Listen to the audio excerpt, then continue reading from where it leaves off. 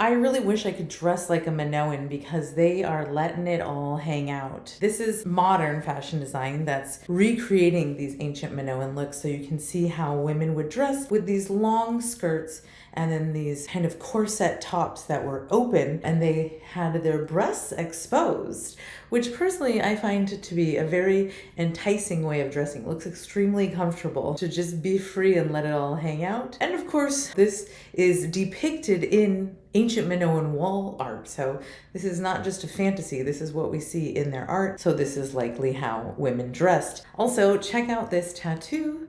This is by the tattoo artist Gabe Munoz of Classic Tattoo, and this is an artwork based on imagery seen in Minoan painting, specifically depictions of these really graceful curvilinear lines. And here we see this woman depicted with that corset with the breasts exposed, and then there's like a squid underneath her, which recalls ancient Minoan pottery. Of course, there's a very famous octopus jar, but the truth is at Knossos, they found thousands of these. Like this one is the famous vase, but they're made over and over and over again, similar style, different sizes. And the Minoans were really famous for their pottery. In fact, we found Minoan pottery inside ancient Egyptian tombs. You see these kind of long tentacles, and the tentacles of the octopus also remind me of a snake writhing around. And we see in Minoan ceramic work these depictions of the snake goddess, or what we believe to be the snake goddess. I'm Dr. Megan Lorraine Debin, and I'm an art historian, and this is Art Trippin Lecture Series.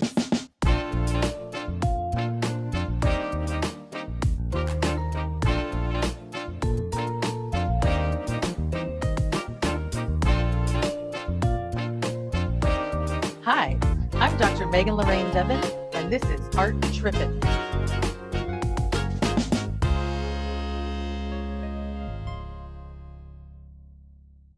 Let's talk about the Minoan snake goddess. So here we're looking at the kind of classic image of the Minoan snake goddess. We actually don't know if this is a goddess, some kind of goddess of transformation. Remember, the snake sheds its skin, and so the snake is often associated with transformation. We can see that she's got her lady parts on display, emphasized a very snatched in waist, a long skirt, and then she's got this corset top with her breasts exposed. So perhaps because of these exposed breasts, scholars have long interpreted these as depictions of the idea of fertility. And then she has her arms raised and two snakes in her hands, and these are perhaps associated with the concept of transformation and renewal. You will also see that there is a cat up on her head, which is like such a cute little detail. We don't exactly know the significance of this. Some scholars have interpreted this as like being a symbol of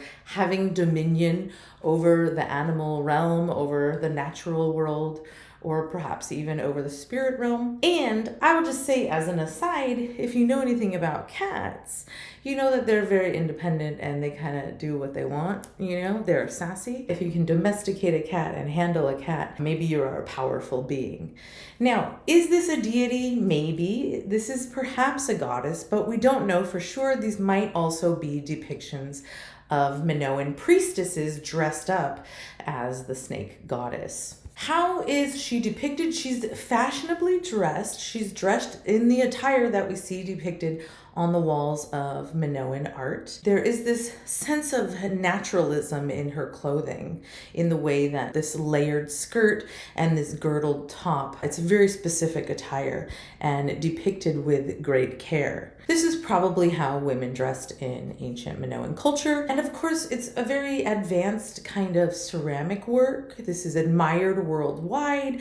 This technique of glazing is very particular. You can see she has these wide staring eyes, like her eyes are really big. And some scholars have noted that this appears to depict a woman in a trance. So perhaps this is a priestess in a trance channeling the energy of the snake goddess. If you ever have the chance to go to the island of Crete and you go to visit Knossos, you have to visit the Archaeology Museum, because when you visit the archaeological site, you're just looking at foundations of the buildings, some archaeological ruins. You can see the old roads. We see so many depictions of this snake goddess here at the museum. If you visit the museum on the island of Crete, you can see there's a whole room with shelf after shelf and wall after wall of the same image depicted over and over. There are different sizes. Some are larger, some are smaller.